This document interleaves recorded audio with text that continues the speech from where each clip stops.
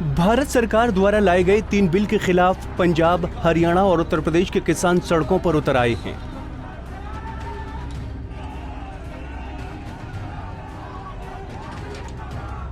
पंजाब में हजारों किसानों ने मुख्यमंत्री कैप्टन अमरिंदर सिंह और पूर्व मुख्यमंत्री प्रकाश सिंह बादल के घर के बाहर धरना डाल दिया है।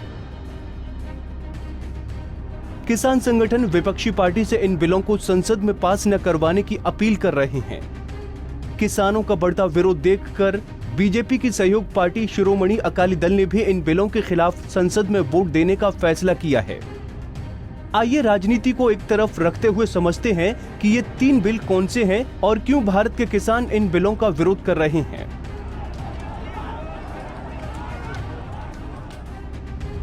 पहला, आवश्यक वस्तु अधिनियम यानी संशोधन बिल 2020। दूसरा, कृषि उत्पादन व्यापार और वाणिज्य यानी संवर्धन और सुविधा बिल 2020। तीसरा, मूल्य आश्वासन पर किसान यानी बंदोबस्ती और सुरक्षा समझौता और कृषि सेवा बिल 2020।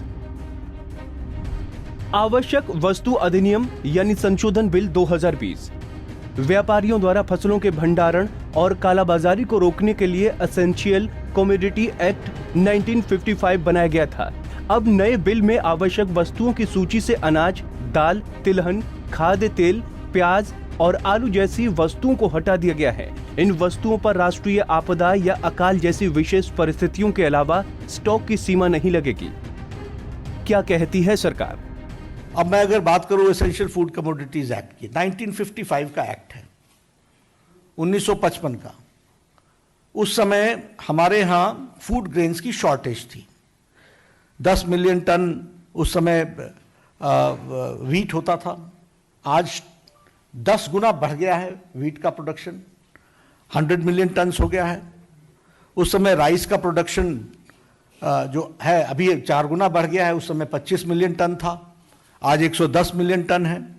उसी तरीके से दालों का लगभग 2.5 गुना बढ़ गया है, 10 मिलियन टन से 25 मिलियन टन हो गया है। तो ये जो बिल आया था वो उस समय था जब शॉर्टेज थी, रेगुलेट करने की जरूरत थी और कोई होर्डिंग ना हो और इसका सही दाम मिल सके, सही समय पर लग सके, इस बात के लिए था। अब इसको डीरेगुलेट करते हुए इसमें कोशिश ये रही है कि एक्स्ट्रा ऑर्डिनरी सर्कमस्टांसेस में, अब एक्स्ट्रा ऑर्डिनरी सर्कमस्टांसेस क्या है? फेमीन है, वॉर है, अकाल आता है, नेचुरल कैलेमिटी होती है। तो इन सबको ध्यान में रखते हुए इस बिल को बनाया गया है, जिसमें ये एक स्मूथनेस आएगी और इसके माध्यम से प्राइवेट सेक्टर भी इन्वेस्ट करेगा, वह भी निवेश करेगा और उसको भी इसमें से एक उत्पाद लेने की इच्छा जाहिर होगी। यह एक इस विषय को हमको ध्यान में रखना चाहिए। क्यों हो रहा है विरोध? किसान संगठनों का कहना है कि किसानों के पास लंबे समय तक भंडारण की व्यवस्था नहीं होती। इस बिल से बड़ी कंपनियां कृषि उत्पादों की कालाबाजारी करेंगी। कंपनियां अपने बड़े बड़े गोदामों में कृषि उत्पादों का भंडारण करेंगे और बाद में ऊंचे दामों पर ग्राहकों को बेचेंगे। कृषि उत्पादन व्यापार और वाणिज्य यानी संवर्धन और सुविधा बिल 2020। इस बिल के जरिए सरकार एक देश एक बाजार की बात कर रही है। किसान अपनी उपज देश में कहीं भी किसी भी व्यक्ति या संस्था को बेच सकते हैं। किसानों को अपनी फसल एपीएमसी यानी एग्रीकल्चर मार्केट प्रोड्यूस कमेटी में बेचने के लिए बाध्य नहीं होना पड़ेगा। मौजूदा एपीएमसी मंडियां अपना काम जारी रखेंगी। राज्य का एपीएमसी कानून बना रहेगा, लेकिन मंडियों के बाहर ये लागू नहीं होगा। इससे किसान अपनी उपज की कीमत तय कर सकेंगे। मिनिमम सपोर्ट प्राइस यानी एमएसपी जारी रहेगी। क्या कहती है सरकार? किसान को सुविधा देने का प्रयास है।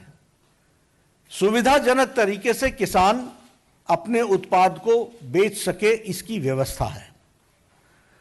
और इसका जो मूल है कि अनाज मंडी के थ्रू, अभी क्या है, अनाज मंडी के थ्रू ही बेचा जाता है। यह आपको सुविधा देता है कि अनाज मंडी से बाहर भी आप बेच सकते हैं और आप अपने दाम को तय कर सकते हैं। और इसी तरीके से ये ट्रांसपेरेंट, पारदर्शी व्यवस्था है। और किसान कंपेयर कर लेगा कि कहां हमको उचित दाम मिल रहा है, कॉम्पिटिटिव होगा कि हमको वहां इतना दाम मिल रहा है, आप इतने में देंगे तो मैं यहां बेचूंगा। क्यों हो रहा है विरोध? किसान संगठनों का कहना है कि सरकार के इस फैसले से मंडी व्यवस्था ही खत्म हो जाएगी। इससे किसानों को नुकसान होगा और कॉर्पोरेट और बिचौलियों को फायदा होगा। मूल्य आश्वासन पर किसान यानी बंदोबस्ती और सुरक्षा समझौता और कृषि सेवा बिल 2020। छोटे और गरीब किसान ऊंचे मूल्यों की फसलें उगाते तो हैं, लेकिन पैदावार का जोखिम भी उठाते हैं और घाटा भी सहते हैं। इस बिल से किसान अपना ये जोखिम कॉर्पोरेट खरीदारों को सौंपकर फायदा कमा सकेंगे। फसल की बुवाई से पहले किसान अपनी फसल का उचित दाम तय कर खरीदार से अनुबंध कर सकता है। क्या कहती है सरकार? तो इसमें मॉडल एग्रीमेंट्स बनाए गए हैं कि मॉडल एग्रीमेंट के माध्यम से रिटन एग्रीमेंट होगा और लिमिटेड पीरियड के लिए लिमिटेड ये एग्रीमेंट होगा। एग्रीमेंट जो होगा वह उत्पाद के जो उत्पाद होगा उस पर होगा और यह एग्रीमेंट भी रीजनल भाषा में होगा ताकि किसान पढ़ सके, समझ सके, जान सके। कोई भी मॉडिफिकेशन उस जमीन पर अगर इन्वेस्ट करने वाला करता है तो भी उसका मलकियत, उसका अधिकार किसान का होगा और इसके साथ साथ ये सेम डे उसको पेमेंट हो जाएगी जिस दिन क्वालिटी अपना एक्सेप्टेंस होती है। जो उत्पाद की क्वालिटी, जिस क्वालिटी में वो उसके सामने जाता है उस पर उसकी पेमेंट हो जाएगी। ये हमको ध्यान में रखना चाहिए। और इसके साथ साथ एश्योर्ड प्राइस, बोनस और वेरिएबल्स, ये तीनों कॉन्ट्रैक्ट के हिस्से होंगे। क्यों हो रहा है विरोध?